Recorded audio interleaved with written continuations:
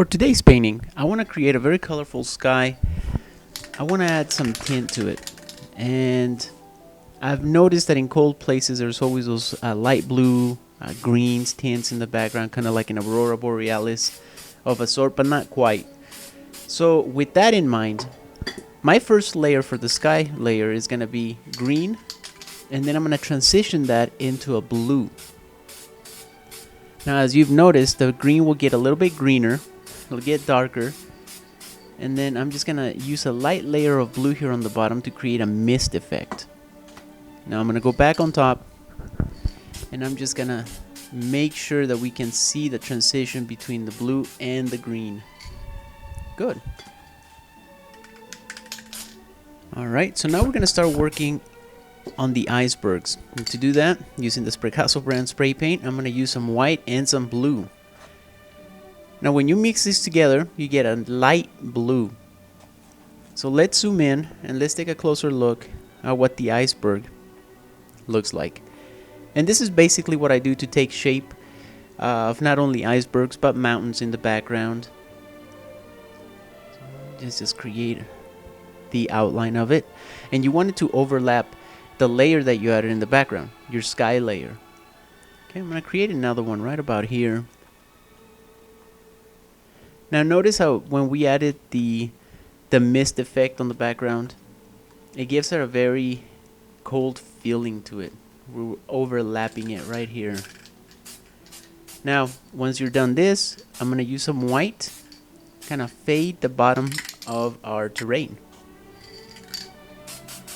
Now then, I'm going to use a little bit of blue, and using our handy dandy sea sponge, I'm going to create some plants here in the background. They don't have to be very detailed. I want them to mix with the white that I added below, so we're going to get a light blue, just like we did with the icebergs in the background.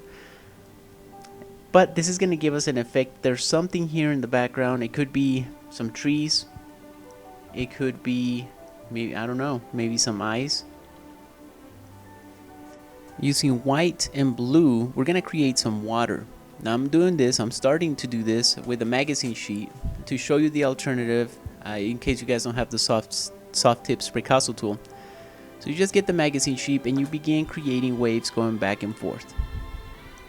Guys, I'm too used to the handle. It just makes it so much easier to manipulate the paint. So we switched over to the Spraycasso tool, but it can be done with the magazine sheet. And basically you're doing the same thing I'm doing here, just moving it back and forth, back and forth. Alright, now using the same technique that we did earlier, that's blue and a sea sponge, you can create some trees, a little bit of plant life here on the side, identical to what we did on the left side. This is just a grass technique. You guys remember how to create the grass technique? Basically, you just do quick strokes upward. Very similar to the fur technique. This is the same technique that I use to create fur whenever I'm spray painting animals. I hate saying that whenever I'm spray painting. I don't actually spray paint animals, guys, but I spray paint animal likenesses. How's that? I'm going to darken this up a little bit. We're going to go with some black. Again, just upwards, quick strokes upwards. I don't want to add a whole lot of detail, but I want it to look detailed. So this technique right here will give us that effect. Alright, now a little bit more black. Mix that with some of the blue that we had below, and I'm going to create the terrain. Very simple to do. I'm using the soft tip Spraycasso tool to create this effect. For more information on the soft tip tool, please visit my website. There are similar tools out there. The secret is on the degree of the rubber, and of course the handle helps a lot. I'm just going to create some rough terrain here, and basically what I'm doing is I'm tapping onto the paint, and then I put that in our canvas and smear downwards. And the smearing is what will create the effect of the land. Now, the beauty about this tool is so easy to clean. Just get a little rag or paper towel, and look at that. It's ready to go. I'm gonna create the water coming closer to us, what I call bringing it home, right? As it gets closer to the viewer. I just use some white, and now I'm gonna put some blue on top, using the same technique that we did above. You want to make sure that these colors combine together. It'll give it this flow. It'll give the water a nice effect of water ripples. Okay, again, this is a little bit of black with some blue. I'm gonna work on the terrain. Now that we have our water, you want your terrain to overlap it a little bit. Give it some realism. You don't want the water to come to a flat edge and then stop, and then you create your terrain. In cases like this, I like to bring the terrain to the water. Just like this. Now we've created the outline, and we'll fill that in very easily. Just gonna smear some more paint here, covering up the negative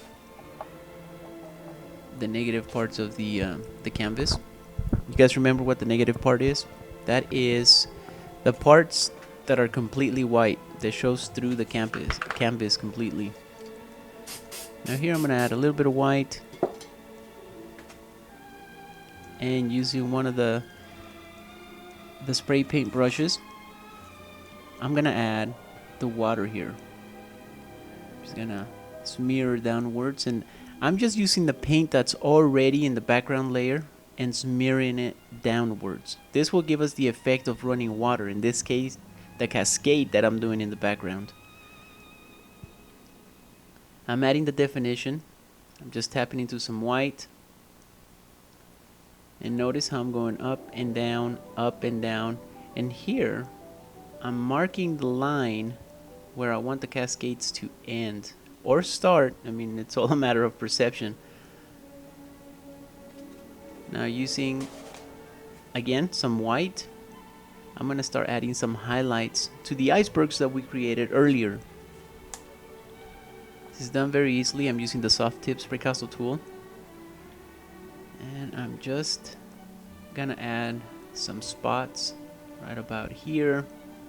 You want to make sure you give the effect. I already have in mind where I want my light source to be, so you have to stay consistent. Wherever you put your light source at, you have to add your highlights.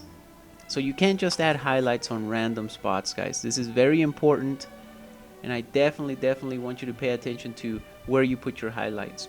And this is a mistake that I've seen a lot of beginner spray painters do. Okay, I'm imagining that we're gonna have our light source up here in the upper left hand corner of our painting. So all our light sources have to be facing that specific point. Just gonna add some more here. Now when creating your terrain and using the soft tip tool, you'll notice that it'll give you the layout of the land. And once you start seeing it, you start realizing, oh, okay, you know, I'll just follow these contours, I'll follow these patterns, and it'll start to take shape by itself. It's really incredible. So I've had a lot of people ask me, do you plan out every nick and crack of this terrain in the background? No, the answer is no. You know, the paint paints itself, guys. I've said this before. I'm adding a new layer. This is going to be a silhouette layer of trees that are closer to us. To create this, I'm using black and the sea sponge. Now you guys have seen me do this before. Now that we have our layers in the background, as they start getting closer to us, they start getting darker. So I'm using black, a little bit of sea sponge. I'm creating some grass strands here that are going into the water as well.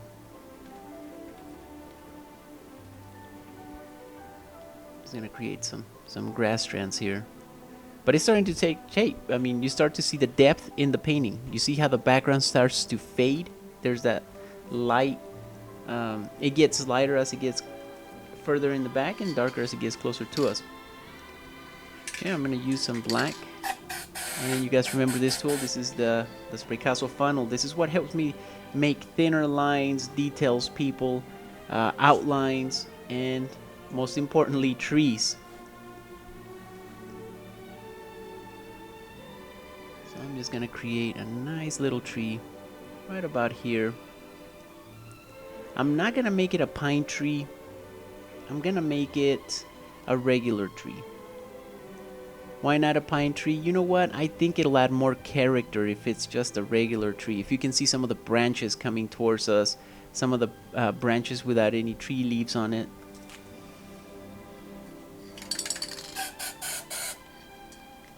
I think it'll definitely just add more of a realistic effect to this painting.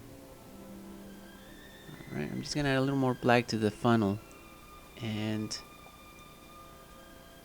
that'll give us enough paint to come up here and create some of these branches. Now notice how I follow the contour of the tree branch and then I branch out.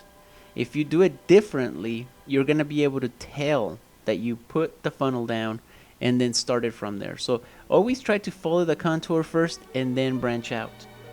You'll see much better realistic trees, and you won't be able to tell where the funnel that you actually stopped. It'll look very fluent together.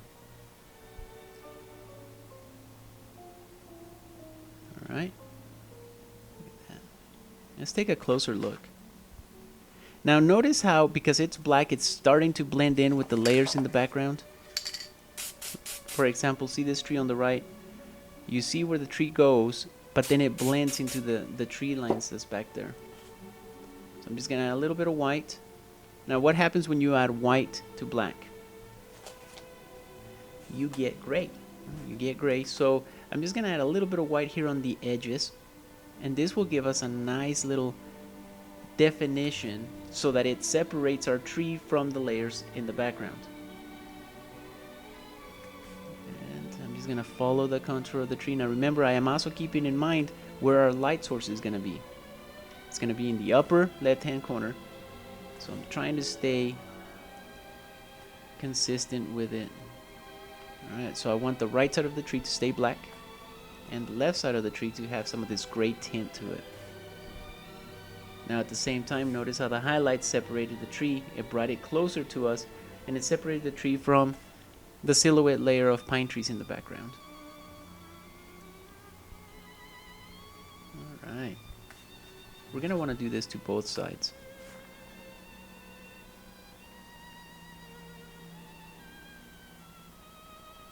Just going to add the edge here. Now notice I also add the highlights surpassing the terrain. You know, I really do love creating landscape sceneries. With spray paint, you have the opportunity to be able to paint anything. Animals, people's faces, everything, just a little bit of everything. But you know, I always find myself going back to landscapes. There's a very relaxing and calm feel about them, and I hope you guys find the same. I hope you guys definitely start experimenting more, do different type of landscapes. I personally like the warm weather a little bit better, but we haven't done a nice scenery in a while. Okay. Again, I'm using the same techniques that I used on the tree. I'm just using some white. Perhaps here on the terrain we can mix a little bit of blue to it, just to give us a light blue. I'm just gonna blend it here into the background, and this will give us some very nice looking, outstanding highlights. Alright, now we haven't added the light source yet. It's gonna be a moon, and I had some minor camera difficulties recording this, guys, so we're just gonna kind of show you how I did it. As you see, I already have my light source in the painting, but using some white, I just did a quick spray on top of my painting, and it created that perfectly round circle. So that's exactly how we did it, and this is it. As you guys can tell, it didn't take very long, and for me, that's one of the perks about spray painting. Let's take a closer look at our painting. As you can see, it's very detailed. You can almost feel the cold. Spray painting is really quite a very versatile media. I hope you guys enjoyed it as much as I have. Today's spray painting was created using the Spraycasso spray paint brands. For any more questions or comments, guys, please visit either my website or the Spray Paint Masters Revolution group on Facebook. I'm also there as well if you want to look me up. Alright, crew. Well, until next time, keep those cans shaking.